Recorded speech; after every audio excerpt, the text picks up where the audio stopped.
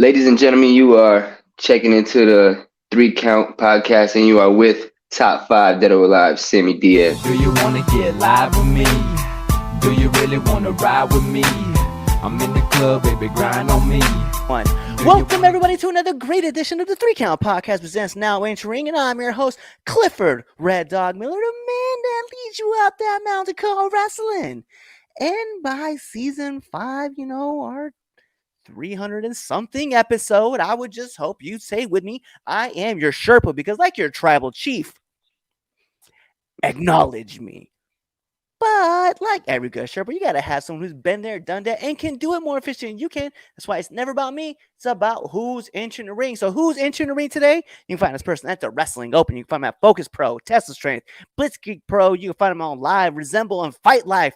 He is the ace. He is the top 5 dead or alive. He is Sammy Diaz. Let's go, baby. You got me ready to run through a brick wall.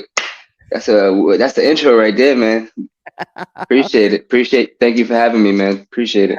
Hell yeah, man. No, man. It's been lit, man, because like I think we ran into each other at the Wrestling Open. It was like back in like July-ish. Probably, yeah.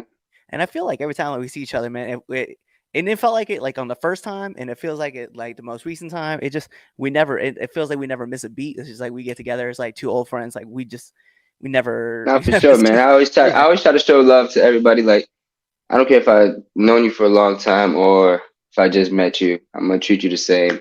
And yeah, I remember you had a match with I believe it was Brian Malone this little couple months ago, maybe. I think I was there for that one too. So I definitely remember the times that you're talking about. It's funny though, man, because I be telling people all the time that like I don't treat people like I have like they're brand new, right? I treat people like as if like I haven't seen them in forever, because I think that's important. Like if you genuinely go out there and treat people like, hey man, like I haven't seen, like bro, like it could be the first time you met someone. You're like, yo, what's up, man? Like how you been? It's like it leaves much more of an impression than Not for saying sure. like, hey, I'm Cliff, nice to meet you. And people are just like, oh yeah, you're like, who the fuck was that guy? But you meet that person as Yeah, like, hey, what's up, man? They treat you like you was yeah, instant family. Like that's a whole different feeling. yeah. Absolutely, man. That just comes with like just not even just locker room etiquette, just being a good person. You just always want to introduce yourself to everybody. You want to treat others how you want to be treated. That's number one thing you always get taught when you're growing up. You know what I mean? So that's Yeah, I always I feel try to treat everybody the same. Try to show love to everybody because we spend time on the road and we see these people in the locker room more than we see our actual family. So it's definitely you try to grow that relationship with the boys and girls in the locker room because we're always running into each other, no matter if it's in Massachusetts, Connecticut, New York, Maine. You see all the guys around all the time working, so it's always good to have that relationship with everybody. Yeah, I think that too, man. Because like I know for me, when I go down to like Pennsylvania or to Maryland or like even into Jersey or West Virginia, like it's tough because it's like you see so many people and you want them all to know like you give a damn about those people, right? So you Yeah, like go out of your way to like talk to them, have fun with them, and you build that camaraderie, because that's important. Like that was the thing to me that I felt like when I tell people all the time, like some people ask me like, what was the thing that you missed most about the military, right? And I tell them all the time, it's like I didn't care for the job. Like people will be pissed when I say this. I care for the job, right? I didn't really care for the job, right? But what it was like I had these guys who were on, guys and girls, women and men, right? All right, they were on the same team as me. We had the same mission, right? And we just built like this family feel. I think that's important. Like when you're in wrestling, like the ultimate goal, yes, is we talk about like, it's to win the match, but more importantly, you're sitting in the back, you're having conversations with people, you're building a family. And so like when you're building this family, like you're learning about everybody, you're learning how they do things, how you want to do things, how you can blend things together. So it's like this camaraderie that's back behind the scenes that people don't get to see. That's like, yo, it's a real family back there. oh, absolutely for sure. And it's like also super competitive too. Like you got so many guys and girls that all have the same goal. We all trying to chase the same dream. So when you have that thing in common with everybody in the locker room, it's always you want to surround yourself with people that's going to make yourself better and people that are going to elevate you to the next level. And you just see it now in every locker room. Just everybody just wants it. Everybody has that same goal, and when everybody has that same goal, everybody pushes each other, and it ultimately gives the product a give a better product. And most importantly, you grow too. I know for myself, I've learned so many different things in every locker room I've been in, because you see things that are done right, you see things that are done wrong. You try to just make sure what you do is correct, and make sure what you do is important, because I treat this thing like I really love this thing. I really want people to know I take it serious. I see others that take it serious. So you just really just want to have that good atmosphere with everybody, and that good, not just chemistry, but what's the word I'm looking for? Just good vibes with everybody. You want to vibe with everybody, really, just good vibes. Yeah, I feel you on that because it's like when you get guys that are like guys and girls that are like minded and just as driven as what you are to help make the product better, like you see it, it bleeds into everybody. Like they're always excited and you always have like, you know, everything just works out. Like when you have everybody that's on the same page, that's like, yo, we're gonna go out there and put on the best show that we can for these fans so they come back and then we know that they're gonna keep coming back and want to see certain people and certain talent. So it's always important. I think like it's great. It's a great atmosphere to be a part of, and I dig it so much, man. That's why I think I love professional wrestling because the mindset in professional wrestling is like, hey, like there are things that we know. Yes, we know. Okay, it's predetermined, but it's a show, and you guys enjoy that show, and we enjoy putting on that show, and then whether it's the people in the back or the people that are paying or just like the book or whatever, man. Everybody loves watching people like just feed off this energy that It's a team they never effort. It's a pushes. team effort too. So Yeah. just team effort. Everybody show team effort. I mean, obviously, everybody have their own individual goals that they're trying to reach, but ultimately, the show is a team effort. We got people who are first and people who are main event.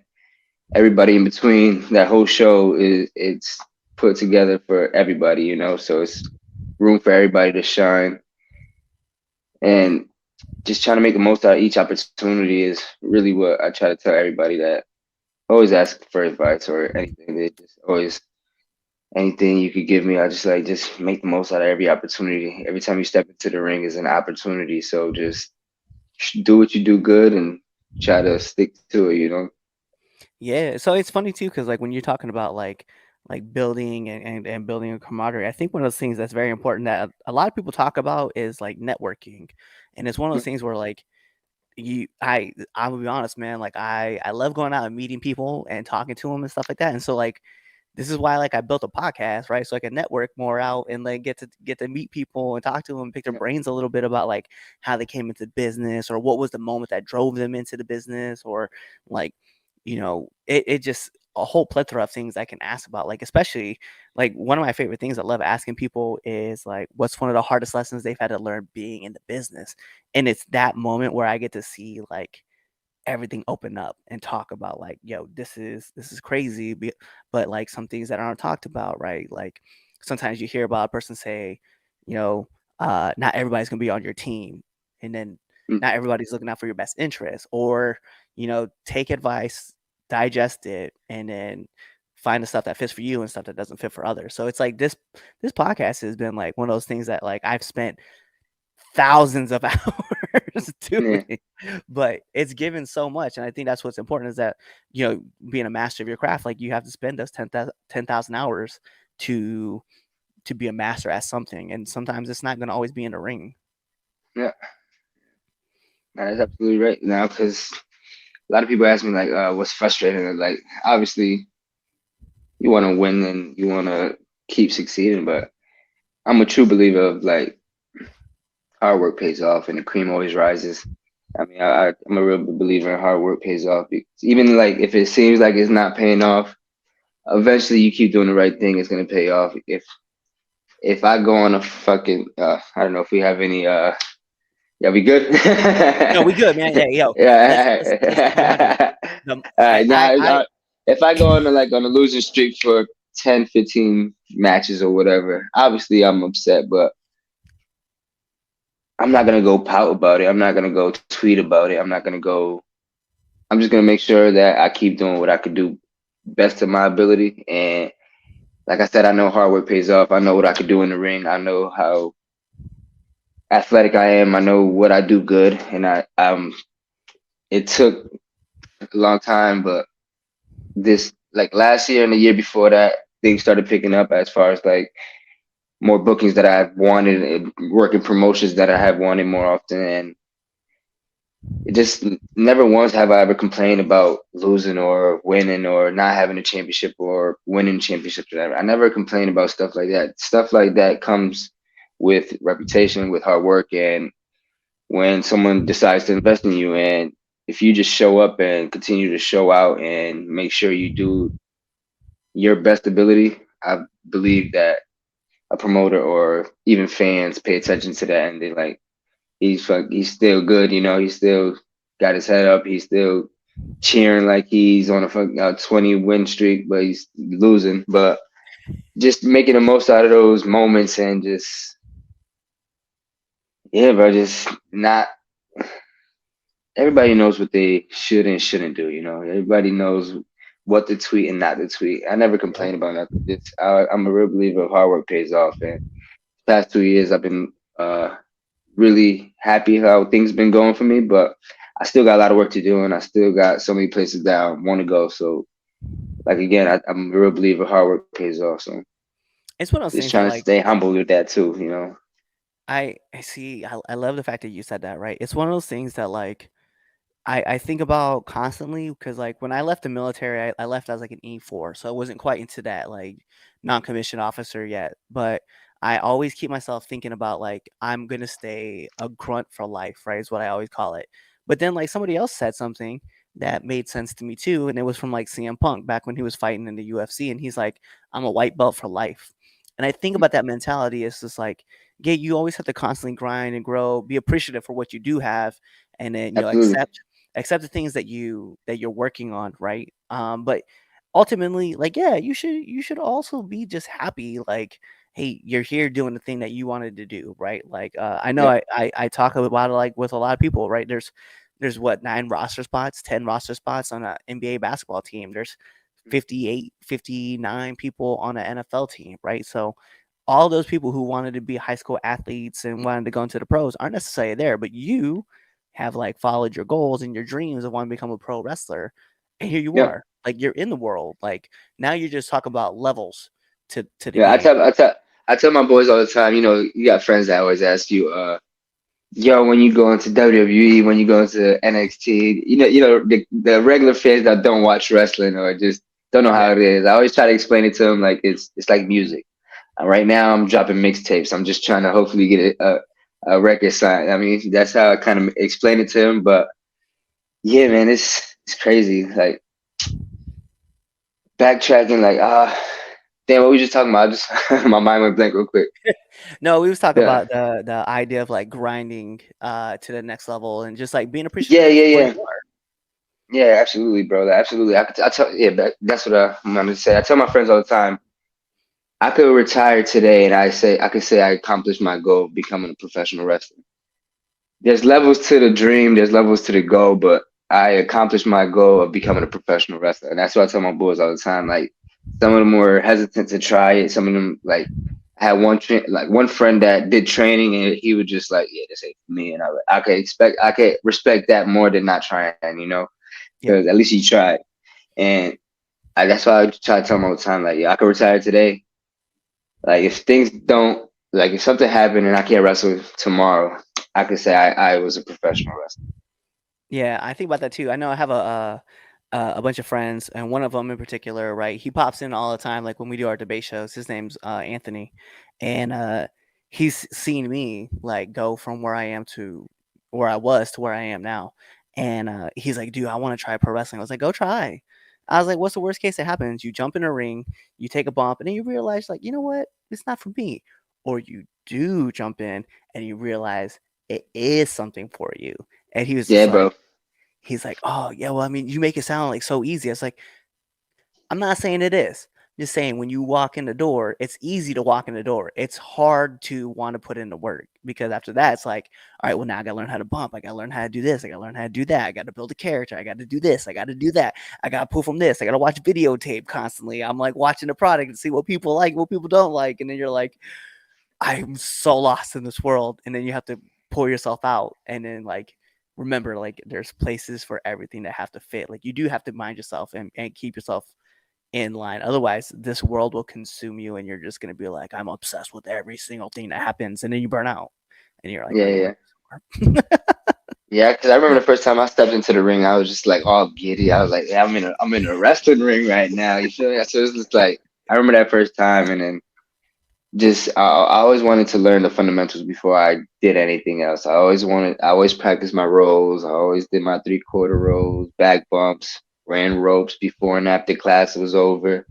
I always wanted to master the fundamentals so I could before I do the next, because a lot of people they get in there, they can do fancy stuff, but they can't bump, they can't roll, they can't the stuff that matters to protect yourself ultimately. If you take a move wrong, you could roll out the way if you know how to roll, you know what I mean? So just ultimately I just wanted to learn all the basic fundamentals before I did anything else. And I feel like I did a good job with that because I spent like maybe 3 months, 4 months just doing the rolls and ropes before and after class. Like we did them in class, but I did them before class and after class just so I can have more reps and try to get ahead of everybody. But it's a long grind, man. I've been doing it for 7 years. How long you been working, bro? Like I know you work, but how long it's been for you? 4 years actually, Yeah. last month actually. So timestamp this for those people who are wondering, because this episode will be out much later than when we're recording this in February of 2024, and actually January 4th was my 4-year anniversary. Word, that's crazy. January 9th was my 7th year anniversary from stepping into the ring. Hey, let's go. Yeah, yeah. 'Cause I remember because I watched Okada and Kenny Mm. at Wrestle Kingdom, and I was like, man, I gotta give this thing a try, man. I gotta go try this. Like I just like I found a school, and then the rest was history. I started on January 9th, 2017. So that was your moment that said, like, I need to go into this, was No, no, that was ring. that was just a moment where like, what the hell am I doing with myself? I need to I had moments since I was a kid. Like I'm a childhood wrestling fan. Like my moment, like the earliest moment I remember of wrestling was Shawn and Brett, the Iron Man match. I just remember this long match, watching it with my dad and my mom, and it just wasn't gonna stop. It was just a long, long match, and that was my first memory, and both of those guys were my favorites. So it's like I always knew I wanted to do professional wrestling. Even like when I was a teenager and early 20s, when I was doing knucklehead stuff and like involved in stuff I shouldn't have been involved in and stuff. But it's still I had that light at the end of the tunnel. Like I'm gonna do this wrestling thing. I don't know how I'm gonna get there, but it's gonna happen. So it's just like once like I calmed down, I got a little like I calmed down, just stopped working. And I was just like, what am I gonna do with myself? And I just went for it, bro. I just watched that match. I'm just gonna go for it, bro. I gotta go for it. Like I gotta just try. Find somewhere and just try. It was funny because, like, because I feel like when it comes to wrestlers, probably 97, 98% of us have all been childhood fans. Like, that's just it's kind of what it is, right? But we always have like that one or two moments that like spark our interest into, like, maybe I should be chasing after this, right? I can legit, when I tell people, my first moment when I was a kid was I was introduced to Jake the Snake Roberts getting his snake to bite Macho Man. But after that, I watched Rey Mysterio and Dean Malenko on in Panama City, Florida, on Monday Nitro, and watching Ray bounce all over the ring. Right, I thought that was great. I can remember, this is gonna be a crazy date to remember, right? February 14th, 2011, right? The Rock comes back to WrestleMania to be a host, and like the goosebumps are just like radiating through my body. And then something in 2019, I had prior to me getting into the ring, like I was out of shape like really bad, really really bad, and so I finally started working to get back into shape and to like look good, right?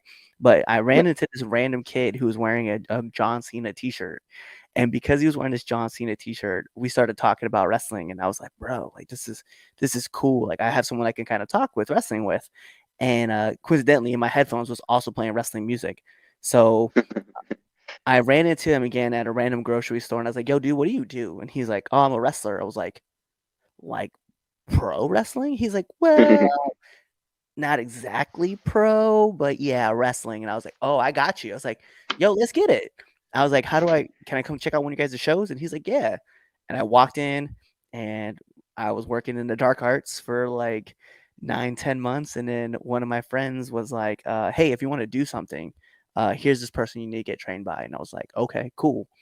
And January 4th, I showed up to his house, and he didn't believe me. He was like, "Yeah, lots of people told me they're gonna show up." I just showed up, and I never left. Every week, I was like at his house, like Hell yeah. working, and he was like, "Okay, you weren't lying." And then March of 2020 happens, and the whole shutdown happens. So like my momentum just stops, and then I Yeah, start back up. And I'm like, yeah, a lot of people had that problem. Yeah, I was and then fortunate to have access to a school, but it was just still a lot of people who just it was hard to get work. Nobody was running shows. nobody's World running shows. stops. And the funny thing was this: I was training I was training at a facility and they just shut down. They're like, no one can come train, like there's some things Yeah. that are happening. And so in May, he was just like, "Hey, by the way, we're opening back up so you guys can come up and start training again." So I was like, "Cool." And I just started working and started training and started pushing again. And Where'd you start off? Where'd you like? Well, what state? so Maryland, man. So funny Maryland. thing was I started in Maryland, and I was at this place called Riot City Compound outside of this place called Sykesville, Maryland. My trainer is Sicken, right? And his trainer was Ruckus. And Where? so I got to work with both of those guys to like That's help. what's up. That's what's up. Yeah. What about you? I started at PWA in Connecticut. I was there for 6 months before the doors got shut down. I guess there was just some. The owner was moving down to Georgia. He's gonna open up a school down there and stuff. He had a family and stuff. Everybody know understand. So I just went to after 6 months. I started training 6 months. I had my debut match with them at the 6 to 8 months between when they closed the doors. Like Hmm. the last two shows, that's when I debuted for them. And then after that, I went to Test of Strength in East Hartford with Slick Wagner Brown. I've been there 7 years ever since. Nice. So it's Like funny because we obviously, I actually went. I brought Slick on the show Oh yeah, last year. It might have been the year before. what Yeah, I brought Slick what?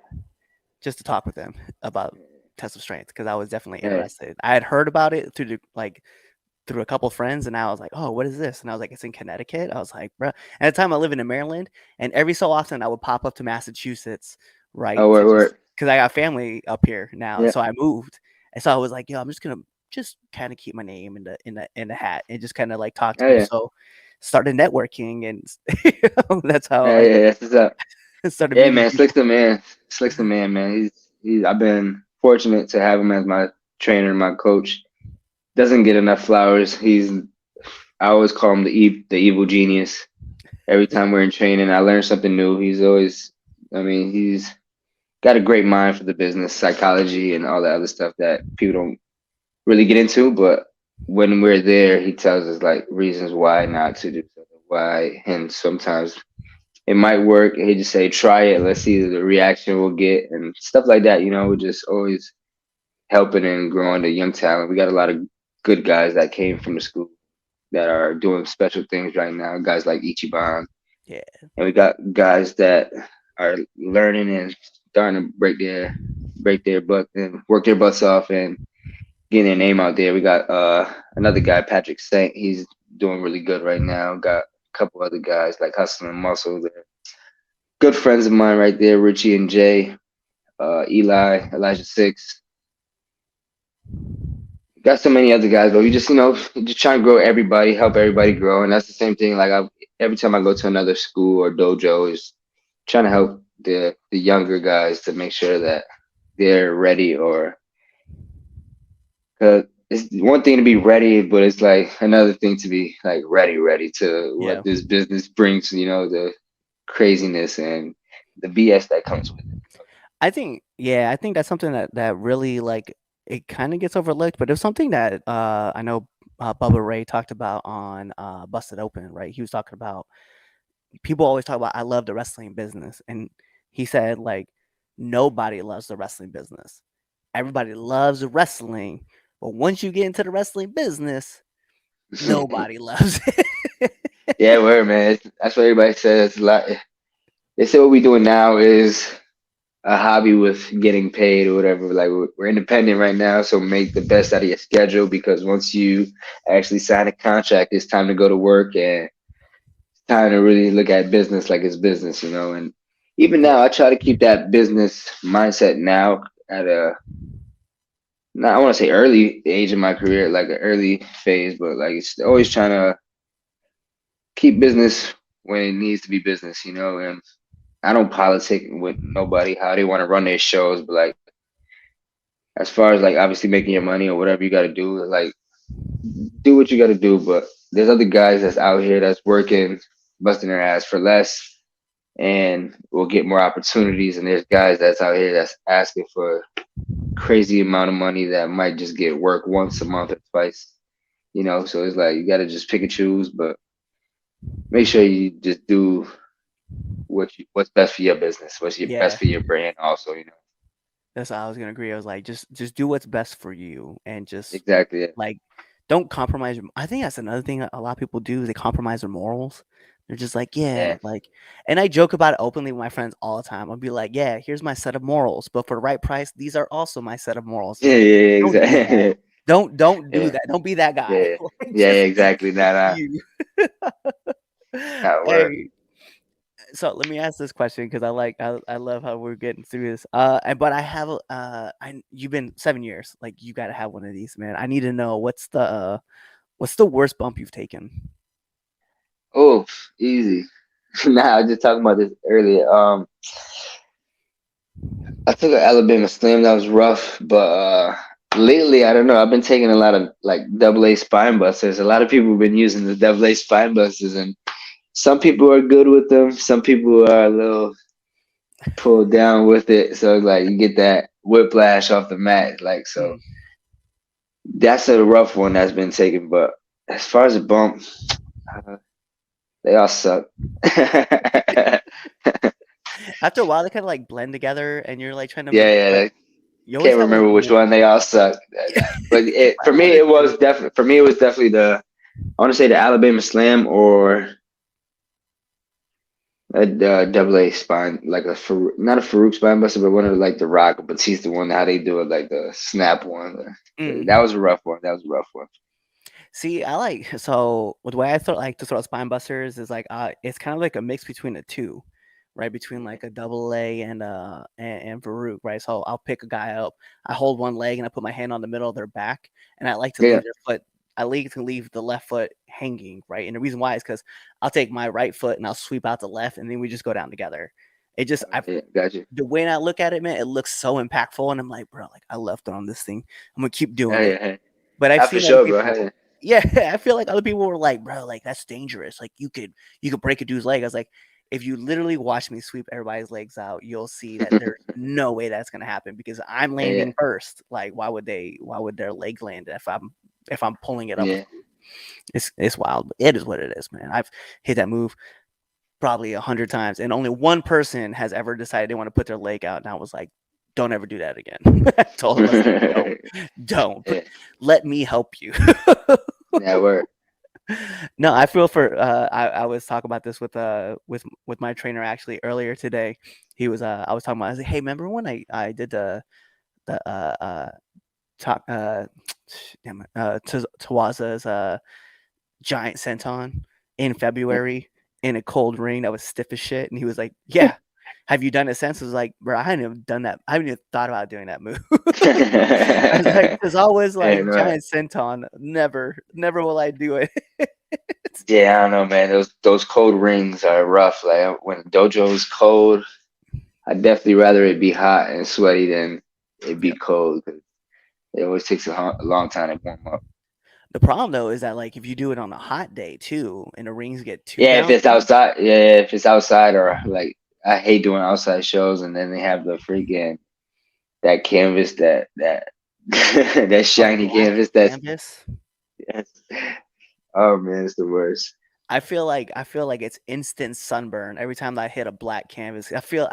I know, and I it's jokingly with friends, but it's also serious. Like, right, I know what eggs feel like when they're in a pan, like Yeah, with yeah, yeah, in word, a bro. summer day outside in a black canvas. I'm like, bro, it's so hot. Yeah, word.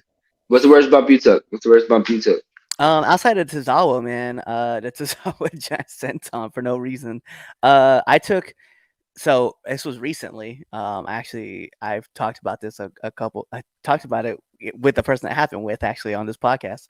I did a shotgun drop kick off the Mm, second rope, and I guess I just didn't tuck my chin hard enough and yeah. concussed myself. Ah, Just shit. yeah, and the it looks so weird because like when I watch it back, I'm like, bro, like I don't remember like a set of like a part of it. I don't remember. Like I don't remember Yeah, like lifting myself up and getting on all fours, but I did. And I hear the crowd clapping, and I know like when I heard the crowd clapping, I was like, I know I'm supposed to hit a comeback spot, but I'm too loopy to throw like a yeah. clothesline. So I'm trying to tell my opponent like, hey man, like yo, like I'm Fucking rock right now, bro. yeah, I'm rocked. So I put my hand on his shoulder. I went to like grab him to put my hand on his shoulder, and he bumped, and I was like, Yeah. "This is not good." And so I went to pick him up. Okay. I told him, I was like, "Bro, I'm loopy right now." He's like, "Do something." I was like, "Bro, I'm loopy. I don't know what the fuck's going on." And he was like, "Oh, just give me some shots and pick me up." And so I was like, "All right." I went to picked him up, and then like he shucked me into the turnbuckle, and that's how the match was supposed to end. Like I got thrown in the Yeah. turnbuckle, and the other two guys did their thing, and then that's how we went home. So I just laid in the buckle. But Yeah, bro. I knew from the moment that I heard a crowd clapping, I was like, "Oh, this is my comeback spot." I'm supposed to like get up and do it. Like, bro, I was so gone, I couldn't do it. I was messed up for a couple days. Like I was like, my boss at my shoot job was like, "Yeah, you're a little bit like loopier than normal." I was like, "You wouldn't have known that if I did not tell you that I was." You would have been like, "Oh, that's just Cliff being Cliff." Yeah, yeah, Yeah, that sucked. yeah. Yeah. Actually, you Yeah, I know can what's funny is imagine, bro. I asked Delmy XO about like how to help prevent yourself from doing that, right? And she's like, "Yeah, it happens to me all the time." I was like, "Oh, so really Yeah. gotta commit to You know this." how you prevent you know how you prevent it? Don't do it. Every Yeah, time like I used to do a shooting star. I used to do like a standing shooting star, and like after I had my knee surgery, I started to try it, and it came out to like there were like too many instances like being close to like Scorpion. I was like, yeah, fuck this shit. I'm not doing this no more. I like hell no.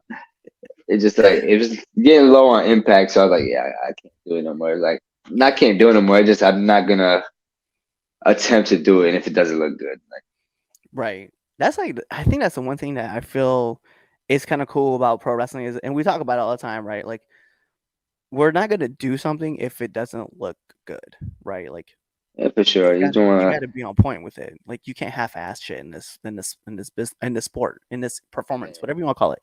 You can't half-ass it. Like it has to look good. Otherwise, the crowd would just be like, "Bro, I don't believe that he can do that." yeah, exactly, exactly. It's like some people throw punches that look like shit when you just could throw a forearm or whatever, like it's European uppercut. You just gotta switch it up, man. If you got something that's not good, just switch it up. Don't do it. Facts. Let me move this over, man. What's one of the hardest lessons that you've had to learn being in this business? Hardest lessons, probably a little bit like what we talked about earlier, was just like the keeping your head on the swivel, like as far as like not getting too emotional when things aren't going good. I mean, when things aren't going good, don't react like right away. Get a time, sit, go back to the office, go work some more, come back and apply it, and things will definitely get better. But that was just probably that, man. Probably just keep your head on a swivel. Don't react to everything that, because I've seen it happen a lot. A lot of people burn bridges with these promoters because they react a certain way, and then things go south for them, and the promotion's still doing good, and people would try to come back, and it doesn't work out. That was always like my lessons I learned are just watching other people, bro. Like watching other people like do what like watching other people mess up and basically like, man, I'm not gonna do that. I'm not gonna do that. I'm not gonna do that. Let me just do what I'm doing, and eventually, again, I'm a real believer of hard work pays off. It was one of those things that I learned like pretty early as a kid. Actually, it wasn't even as a kid. I was a part of this Hispanic Latino presentation at a community college that I was around, right? Um, and this dude that was there, his name was Senor Chocolate, right? And he said the shit. He said the most wildest shit, but it stuck with me forever, right? And he said, he's like, listen, man, why foolish men learn from their mistakes while wise men learn from the mistakes of others. And I'm like, this is the most powerful thing I've ever learned in my life. It's Word, like word. it stayed with me. And so like how you just said that about like, yeah, you just watch a person, they mess up, you watch another person mess up, and you're like, all right, don't do that, Hey, don't do just this, don't exactly, say man. It's that. just those are my lessons that I learned. Just pay attention to what's going on, and everybody knows what's right and what's wrong, bro. Everybody has that conscience in them, and everybody has that knowledge of what to do, man. Just if you see others do wrong, don't try to fall in that trap or in that hole of just falling behind them. Yeah, no doubt. I definitely agree with that. That's a it's a pretty powerful lesson that like, I have to keep like watching and learning. Like I keep one eye open on like everything that's going around me, and then like obviously try to keep one eye on the path that I'm walking because it's easy to fall into those traps. Like if just like, Yeah, for sure, oh, bro. everybody's Like, complaining about this, I want to complain too, and then you're like, ooh, I probably shouldn't say anything. I'm just gonna sit yeah, back and watch. yeah, absolutely. Before we jump into my favorite segment of the Three Count podcast, I do got to get one thing right because you know, 7 years, like you said, working everywhere from Jersey all the way up to Maine. So I got to know, man, one do and one don't of the locker room.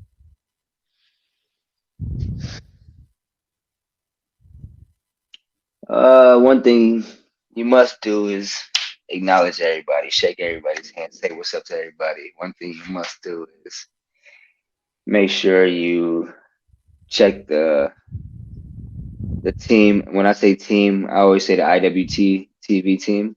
I always check the music.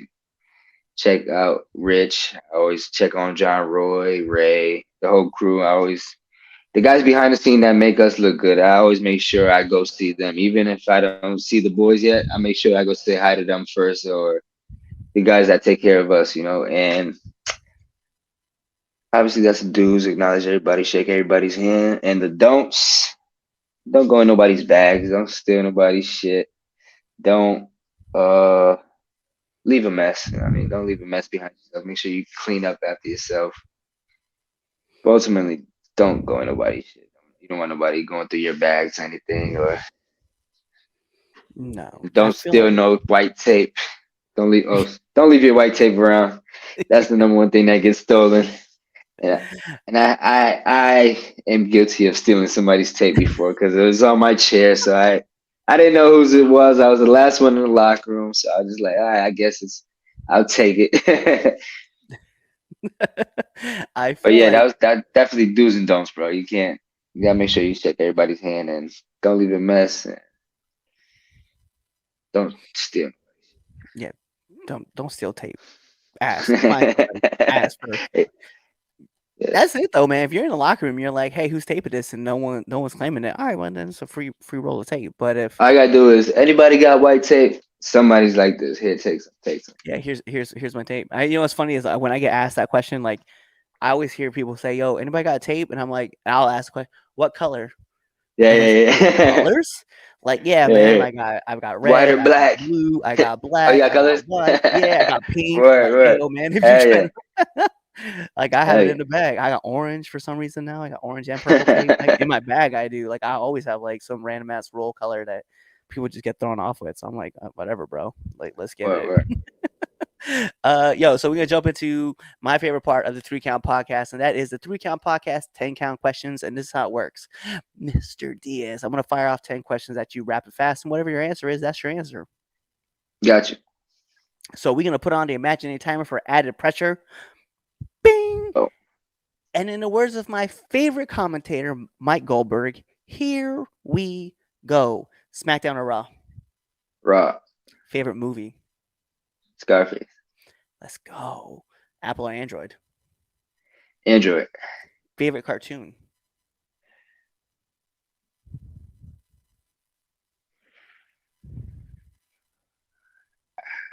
Dragon Ball Z. Yeah, Dragon Ball Z.